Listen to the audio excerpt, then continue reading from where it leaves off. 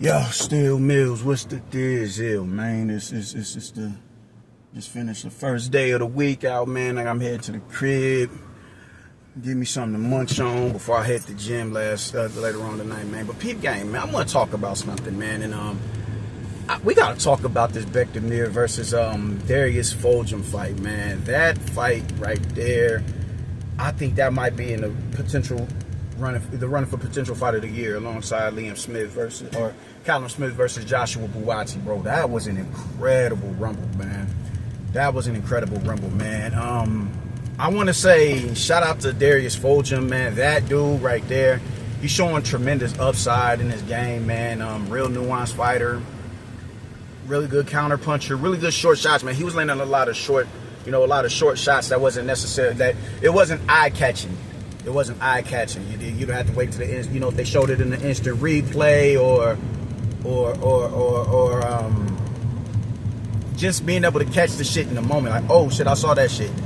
It wasn't no head snapping shot, but it was a scoring shot. He did a lot of good work, man. He did a lot of good work, man. He was able to thwart Beck the Bully's, aggression. He was able to thwart it. He was able to spin him. He was able to check hook him. He was able to do it. He did a lot of good work in there, man. He started slowing him down when every time Beck would plant his feet, he started slowing him down, man. Like he was able to outland him, but even then he was able to spin with him as well. Because like one thing about Beck, man, the way he fights on his toes, it's a clear resemblance of who his favorite fighter is, man. He's a super middleweight Manny Pacquiao. Uzbek, a super middleweight Uzbek Manny Pacquiao, bro. That dude is the truth with his in and out movement, man. How in and out he is. His ability to spin you. He's just not. His output just isn't as high as Manny Pacquiao's was. He's not a dude who's gonna put 4, 5, 6 punches together. He'll put maybe 3 together at the most. But he did a lot, man. That was a brawl right there, man. Those are the type of fights where you say, I don't give a fuck who lost the fight. They both show heart. They both show, spitefulness. They both showed IQ. There's no reason why. Like, I don't think Darius Fulghum would need a what they call that, a confidence boosting fight, man. Just send him on to the next fight. Because if it wasn't for that knockdown, he possibly wins that fight. It was so much back and forth action in that fight, man. It was just a real dope, real entertaining fight, man. And I was listening to Boxing Wave. Shout out to Boxing Wave, man. He's one of the first, content creators that I came across on YouTube. And I think he's one of the earliest, just, content creators on YouTube in general, bro. I don't understand how his channel isn't as big as other channels, you dig? Like, he's extremely versed and very articulate on the sport, man. So shout out to Boxing Wave. But I was listening to his live today, man, and he said something I was like, I don't necessarily agree with that, but I understood what he was saying, and that was, he's not high on a lot of fighters in the super middleweight division. And I get it. You still do got to show and prove, you dig? He said he's not high on Charlo, which I'm not high on. I was never really high on Charlo, if we want to be real. But he said he's not high on Diego Pacheco. He's not really high on Christian Billy. He's not high on Jaime Munguia. He's not high on a lot. I think he said he wasn't too high on Lester Martinez. Did he say Lester Martinez? I'm not sure. I think he did though.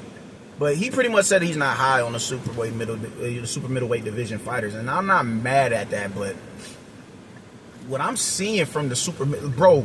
You got Canelo at the top. Beck the Bully. He said he wasn't high on Edgar Berlanga. I damn sure ain't high on Edgar Berlanga. But nonetheless, he is a name in the division. He said he wasn't high on Hamza neither.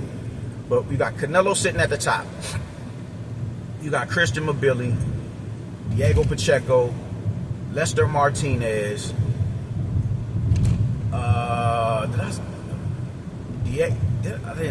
Beck the Bully. You got Darius Fulghum. You still got Steven Nelson in there. You got Hamza Shiraz, Edgar Berlanga. I mean, you could go 10 deep easily. You could easily go 10 deep in that division. Easily. Oslacey Iglesias, Caleb Plant.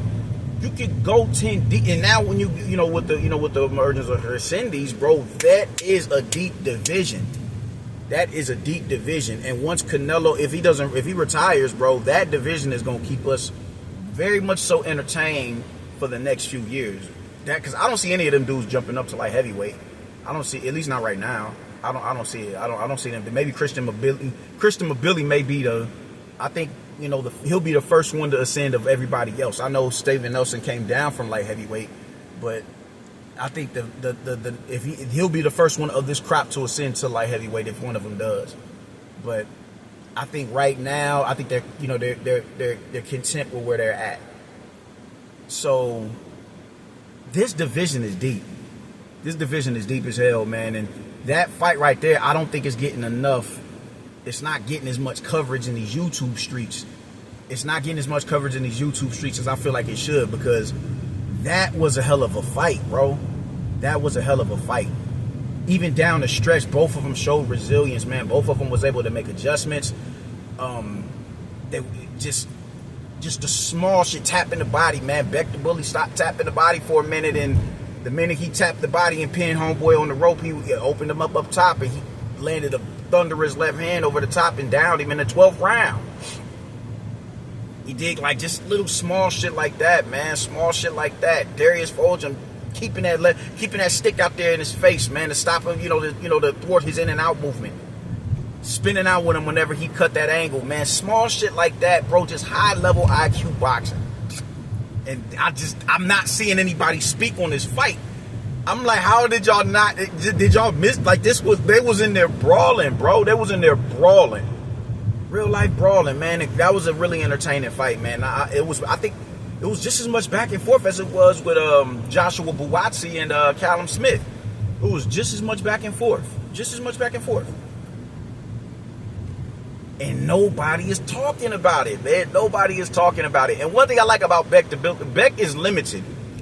Beck is limited, and he's not he's not the most defensively sound fighter, not by any stretch of the imagination. He's not the most defensively sound fighter. He's not the busiest fighter, man. But what he does is it works. It works in particular with his feet, man. With his feet, and even when it seems like his energy is starting to wane slightly, bro, he finds that second wind. He finds that shit. It's like the Christian Mobility. I would love to see them two. I would love to see them two face off, bro. I would love to see that shit, because that's gonna be a bang fest. That's gonna be a bang fest if they were to fight. Man. But I dig Beck the Bully, bro, because his style is entertaining, and it's just a really a dope style, because where he makes up from is his defensive what's the shortcomings? It's his feet. Like he might have better feet than everybody in the division. He might have better feet than anybody in the division, man. Outside of maybe like Caleb Plant, you did, because Caleb Plant. I think Caleb Plant's feet is a lot more subtle.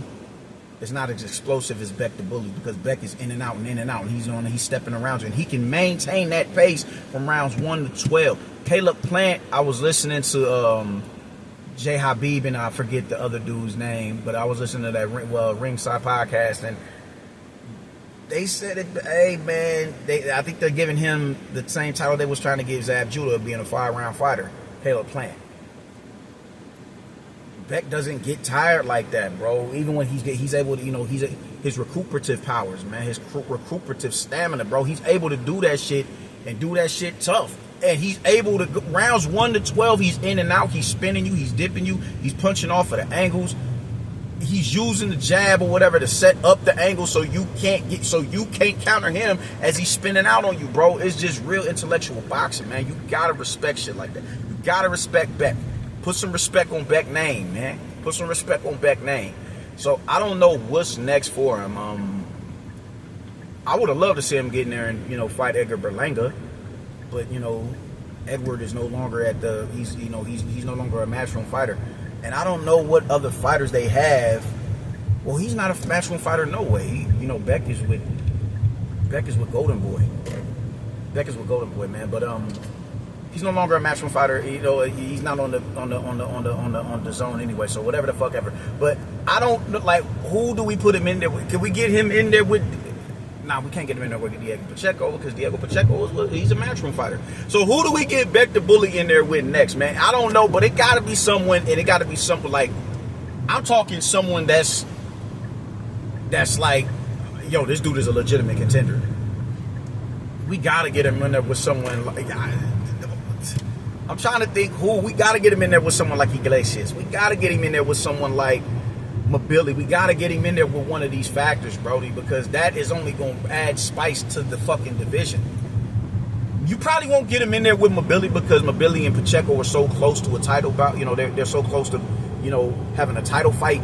But if we can't get him in there with them dudes, man, all right, cool. Let's go down the pecking order, man. Let's go down the pecking order. Let's get him in there with fucking with Berlanga. Let's get him in there with Sarash, you know, the winner of them two. Let's get him in there with Bruno Sarash. Let's get him in there with a Jaime Munguia. Let's get him in there with some of these. Let's get him in there with an Eric Bassinian. Let's do that. That, I think, is the perfect matchup right there. Eric Bassinian versus Beck the Bully. Let's do that. Both of them are back off of wins. Let's line them up. Let's line that up. Let's line him up. I think that's a damn good fight right there, man. I think that's a damn good fight. So I fuck with Beck the Bully, bro. I honestly do. That dude is, I dig his style. It's real Manny Pacquiao. I like Manny Pacquiao. He's one of my favorite fighters of all time. Let's do that shit, man. That I was really impressed with what I saw from him. I was really impressed with seeing that this dude was able to not counter, but, you know, the adjustments that he was able to make, and, you know, mid-fight, you know, taking opponents advantage away from them that they may have from a skill set standpoint, a tactical standpoint, just those small, minute adjustments. I was really impressed with what I saw. You dig? We're not going to get this, you know, Beck the Bully is never going to be this immaculate boxer. He's never going to be that. He is never going to be that, where he's just high IQ and, you dig, this, you know, immaculate counter puncher. He's not ever going to be that guy. But he does it good enough to the point where he's a threat for everybody in the division, you dig? And I fucks with Beck, man. I fucks with Beck. I want to see Beck in the ring again immediately, man. And as far as Darius Fulghum is concerned, let's get him back out there with as well, man. Man, why not match up him and Steven Nelson, man? Both of them coming off of losses, man. Line them two up. That's a dope lineup.